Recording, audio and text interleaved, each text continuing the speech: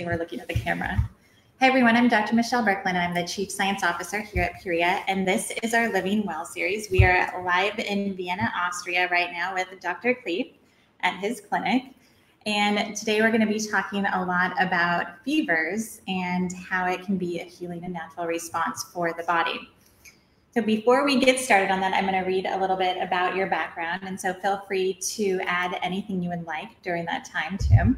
Dr. Kleef is a medical doctor here in Vienna, where he attended medical school. You attended medical school in Austria, correct? He obtained additional studies in naturopathy and general medicine, and then went on to do his postdoctoral research at Memorial Sloan Kettering Cancer Center in New York, where he also completed a postdoc fellowship in immunology.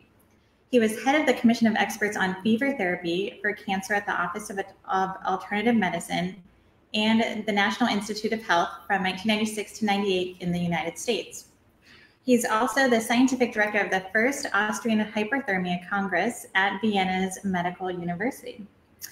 And I know you talked to me a little bit about your training in Germany too, your additional training in hyperthermia and fevers. Tell us a little bit about that as well. Sounds very interesting. Well, when I was hello everybody. When I was a very young doctor, I happened to join the first and only clinic in Germany which had started to use hyperthermia for cancer, and I was very young and unexperienced, and it immediately hit me that this is what I would like to do.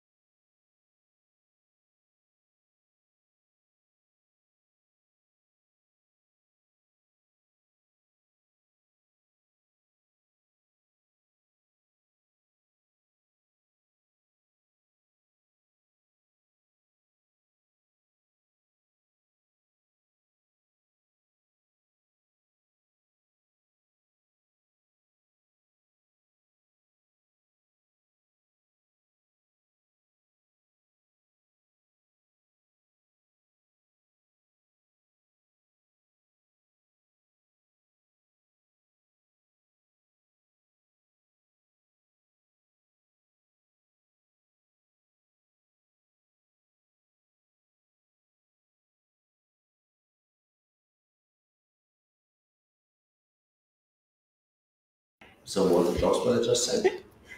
No, we got most of it. So, but go on, tell us a little bit about your experience. The interesting thing then was I would have had a tenure track in classical oncology in Germany, but I refused, and I decided to go into immunology to Sloan Kettering Cancer Center. And there, this was the time before internet was big.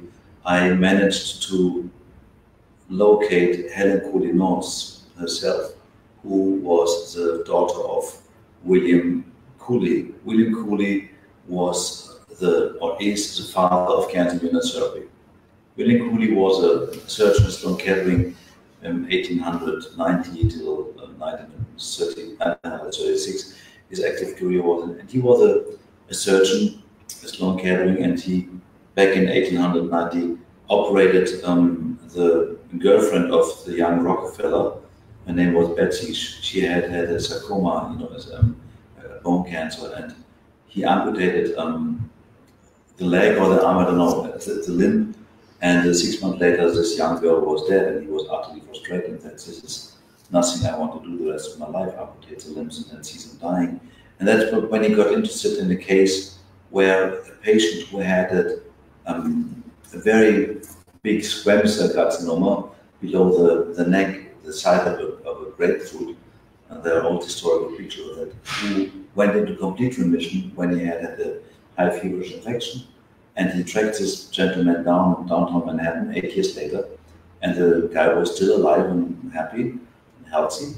And that's when he developed his idea to inject patients repeatedly with inactivated vaccines, bacterial vaccines, gram-positive, gram-negative, and he called it Cooley-toxin.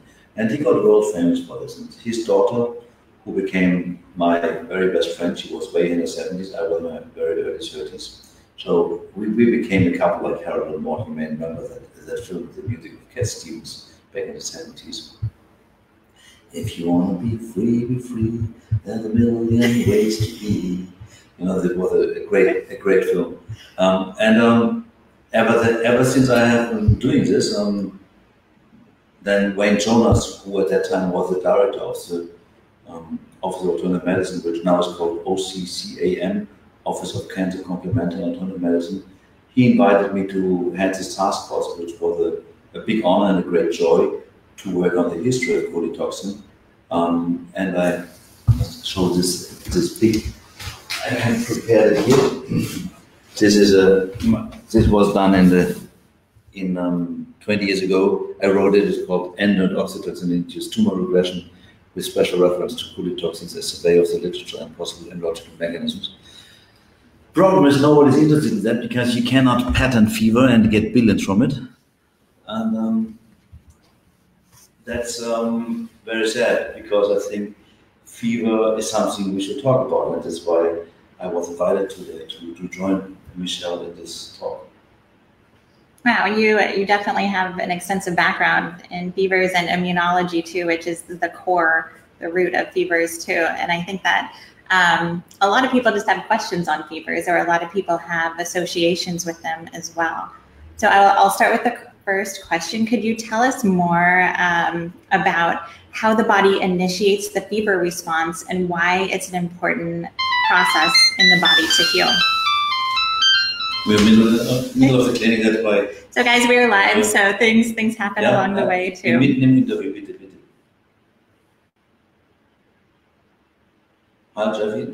Blutabnahme und die Infusionen, so wie am Wochenende auch. Ja? Sonst Robert anrufen, bitte. Robert anrufen. Danke. Okay, sorry, this was live. Michele asking about the importance of fever and how fever is being initiated. The reason why warm-blooded animals, we are warm-blooded animals, get fever is three reasons: bacterial infection, virus infection, and cancer cells. And even cold-blooded animals like fish or frogs seek warmer waters to increase their metabolic turnover when they have an infection. That's very, very interesting. And it has been shown that the lowering of fever with antipyretic drugs like Paracetamol or Ibuprofen or Aspirin actually increases morbidity and mortality. In other words, you are more sick and you may even die of the infection if you prematurely interrupt the fever. That's why very good infectiologists these days actually agree with not using fever-lowering drugs too early. If it's, of course, too heavy, you have to interrupt. But in the beginning, it would be very, very good to have the fever come in and support your healing.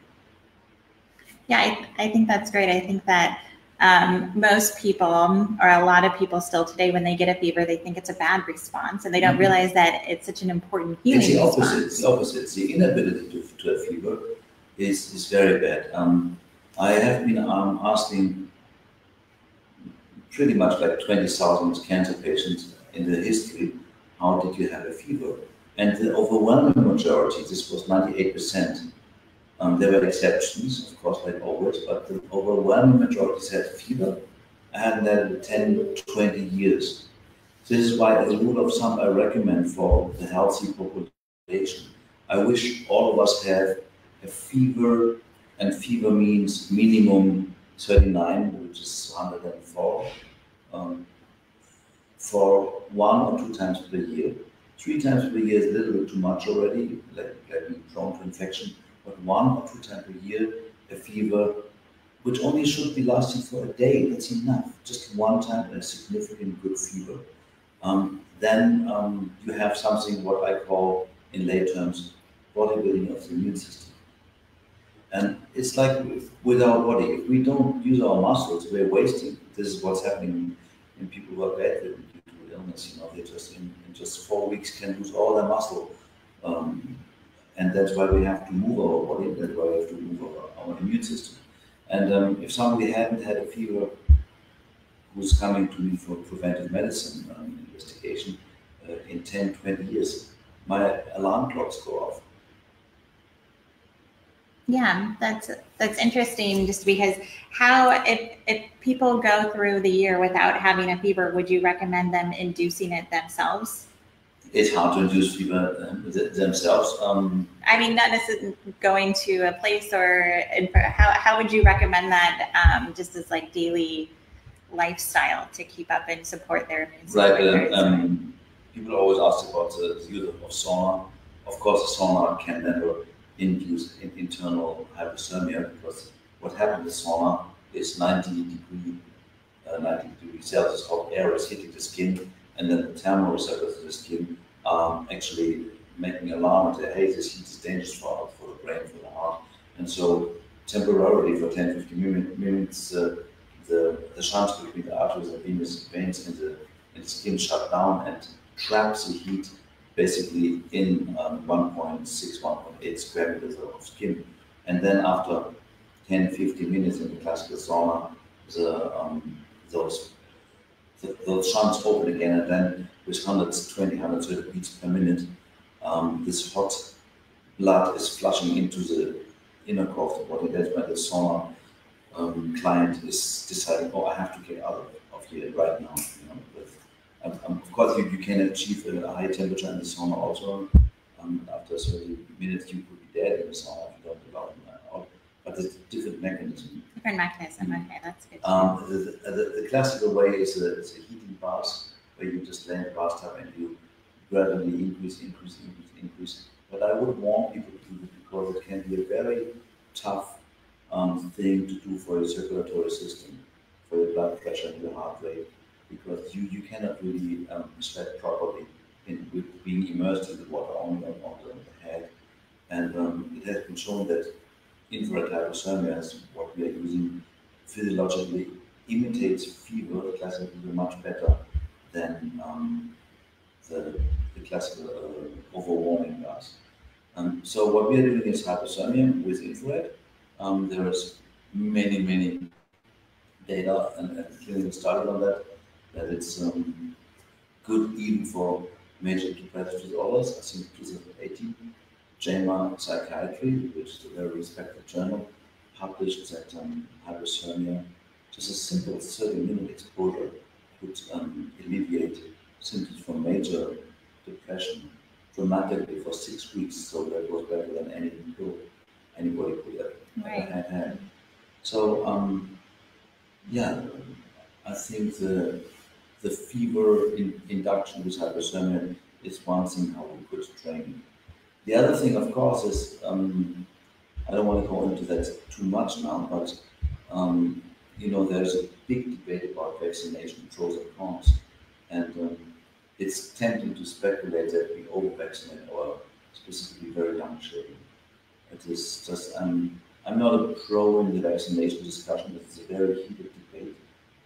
There are many stories of children who died because they hadn't had vaccination, and there are many stories of children who died because they had vaccination. So that's a very difficult topic. So I would be quite cautious with vaccination, and only do those vaccinations which are really necessary. For example, flu vaccines, I think, unless you are severely immunocompromised, I think it's nothing you do. So, at your clinic here, you do a lot of different types of hyperthermia. And this is like a very innovative approach. In the States, we do it a little bit, but you have a very extensive setup here in Vienna. Can you tell us more about the types of patients you see, the conditions you treat, and how it can help in specific body parts and treatments in general? Yeah, basically, I'm trained as a classical immunologist, so the majority of patients are coming with all types of cancer stages, including a lot of patients from all over the world, stage 4. All over the world means really from Alaska, New Zealand, America, Canada, from everywhere.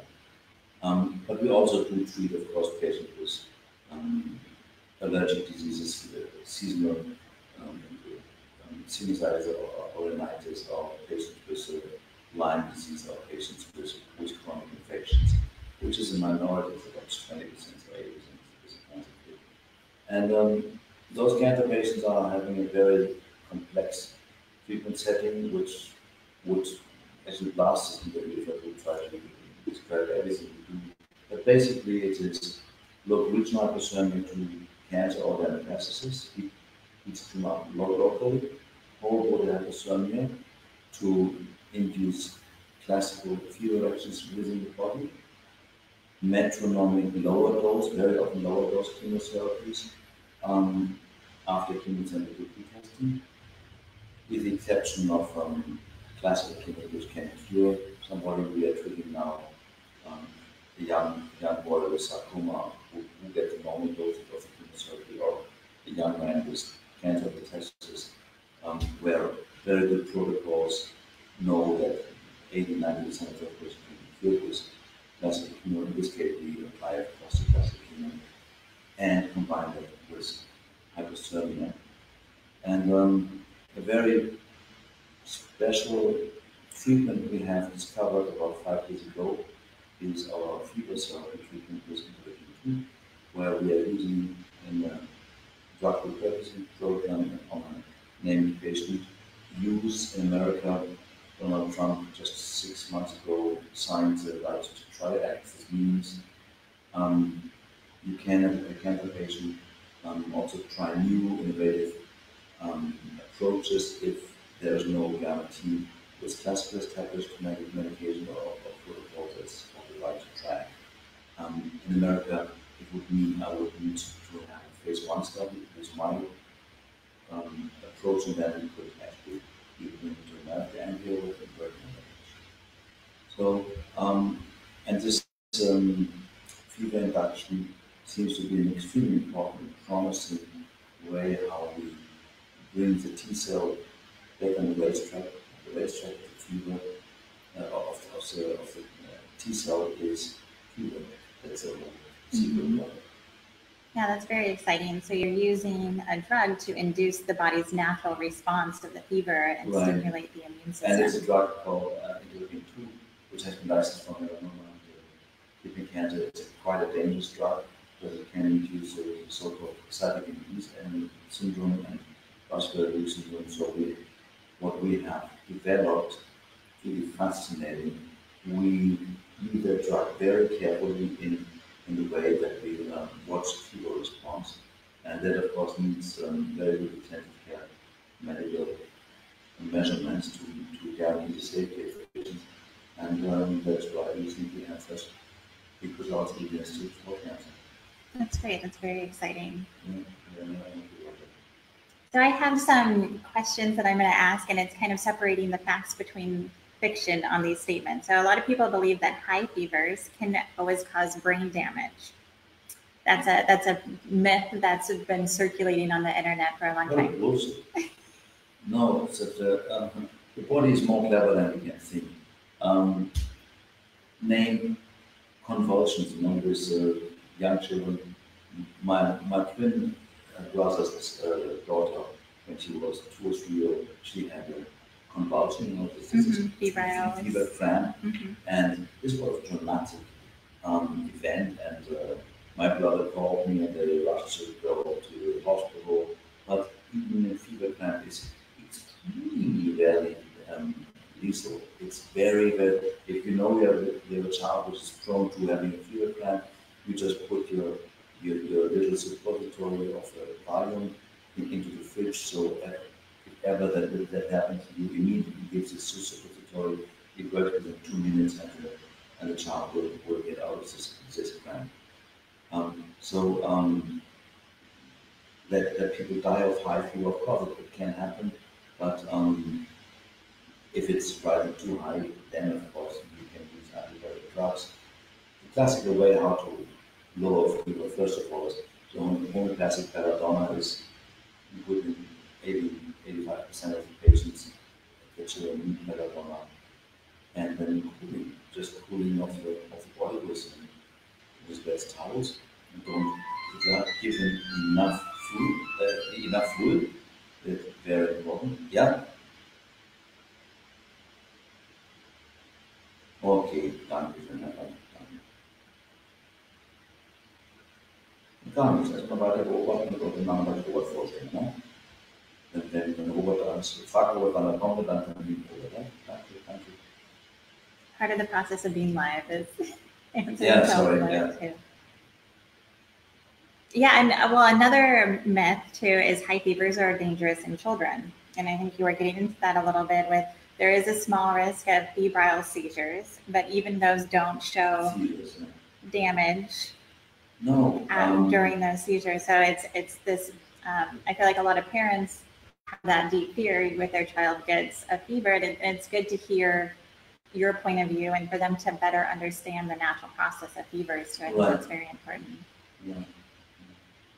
So if you know your child is a seizure-prone child, just watch it and talk to your pediatrician or general practitioner. Have these suppositories in the fridge, so in case you think something like that happens, immediately use this, and in 2 minutes the fever comes. You don't probably need to rush the child to the hospital because this will self-limit always. And again, that's a very, very small percentage too of Oh, children. very. So I will ask you one more question because I know you're very busy today, but you actually do quite a bit of amazing treatments here. And here at Puriya, we believe in treating the whole person. So tell us about other things you do to treat the whole person, like the mind-body medicine, everything you do here at your clinic. I mean, diagnosis comes first. So before we are putting up a treatment plan for a given patient, we try to find out as much as possible about the given patient, including his immunological setup, including his social, emotional situation, including possible toxic burdens, and including questions about nutrition. So that all plays a role. And importantly, of course, if you look at the tumor microenvironment, we are using very sophisticated techniques of molecular biology with genetic analysis as a whole, transcriptome, that means the whole genetic cell location is being assessed to find out how his immune system is regulated, how the immune cells and the cancer cells communicate with each other, and whether there are resistance mechanisms, and if so, which against possible chemotherapy. So it's a very complex setting on assess a patient. And then, of course, the most important thing in our setting is that we see every patient as a partner in an attempt to heal.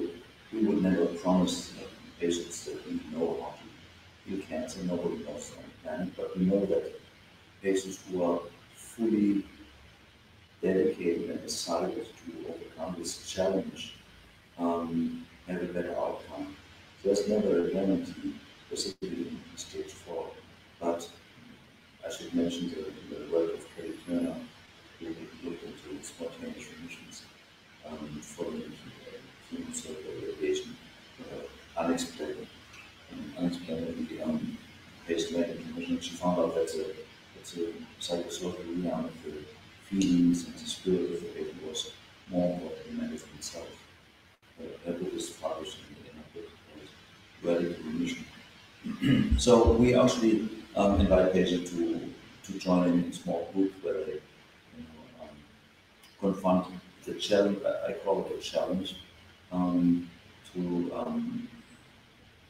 to find in themselves everything what makes them strong and happy and trustful, and that's the basic foundation of healing.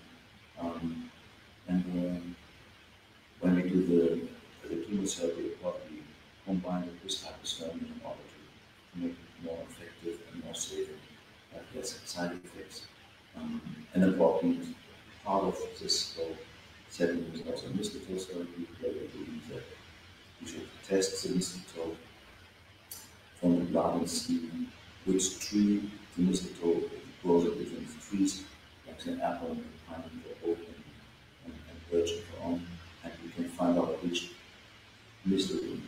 trees your tree. And then we're vaccinating those patients with the mistletoe, often up to 5 years, with very important in that can be aware of the hyperthermia or substances like Paracetamol or acetyl, all these can be considered. And name and not forget the wonderful book is a very powerful drug. Some people promote it as intravenous, but we think good oral formulations are also quite good. So there's a lot. There's a lot in the diagnosis part of looking at mental health, physical health, nutrition, lifestyle, genetics, how the person responds, their immune system, and then the psychosocial element, the mind-body. So many different areas go into healing and many different treatments to reach that. And I think we've talked to a lot of doctors in integrative medicine, and it's the idea of taking conventional medicine or parts of it and natural medicine and combining it to enhance both of them together. It's all about synergy. My mentor is from Berlin, the world famous Lloyd Old, the director of the largest institute of cancer research and cancer research, and once told Ralf, there is no alternative medicine in students. This is a quick medicine. Exactly. Yeah, I don't like the word alternative. To me, it's integrative in a way. It's just good medicine. And we have to understand that our bodies have an amazing ability to heal, and that has to do very much also with the way how we inhabit our body, whether we worship our body, whether we take care of it, whether we are conscious about what we are doing in terms of working out and eating and drinking, and most of all, whether we see whatever comes up in life as a burden or a challenge. You choose it first, you're breaking up the burden. You choose a second, it's okay, that's a challenge. Like in the Lord of the Rings, where they see all these orcs coming, they take up the challenge, and then after the first day of the long dark night, when the light is coming, Gandalf shows up and he's coming, and here we are.